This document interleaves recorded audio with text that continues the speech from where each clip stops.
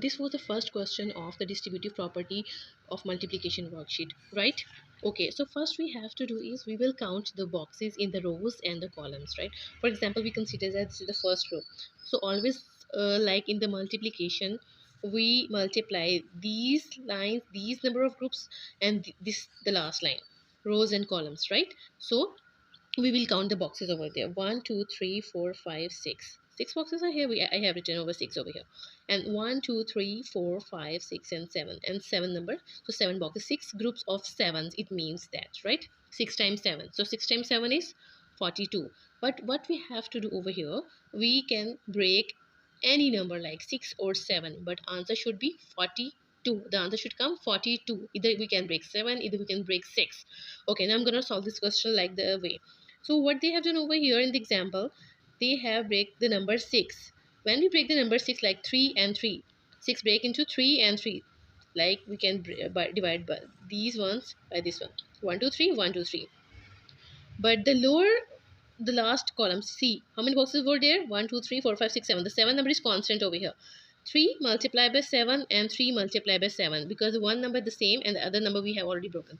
So 3 multiplied by 7, 3 multiplied by 7.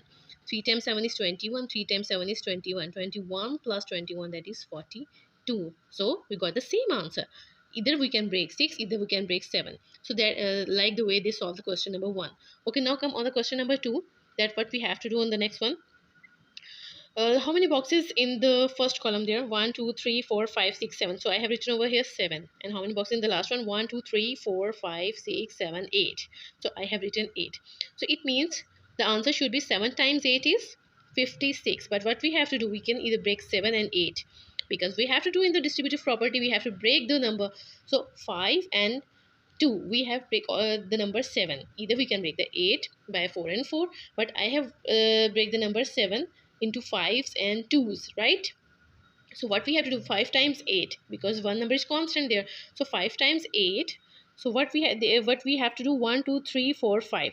So I will put the line, I will draw the line over here. 5 and 2 are remaining there. 2 1 2. Okay, so 5 multiplied by 8 and 2 multiplied by 8. 5 times 8 is 40, 2 times 8 is 16. 40 plus 16, that is 56. So we got the same answer like this. So just the main reason is that we just simplify the questions by breaking the number. 5s, 2s, even we can break 4, 8 into 4s and 4s. 4 multiplied by 7 and 4 multiplied by 7. Like this we can also solve it. Okay.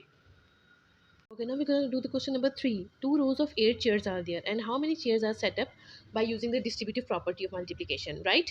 So as we know that 2 times 8, 2 times 8 is 16, because the number 2 numbers are there. So these numbers comes in our mind. 2 times 8 is 16. So what can we do? We can break either this number or this number. So this is the greater number, bigger number. So we will break this one into 4s and 4s, right? So what we will do? 4 multiplied by 2, 4 multiplied by 2. 4 times 2 is 8. 4 times 2 is 8. And our answer is 16. See, got the same answer. Just we have broken the any number. Like we have broken the number of 8 over here. Okay.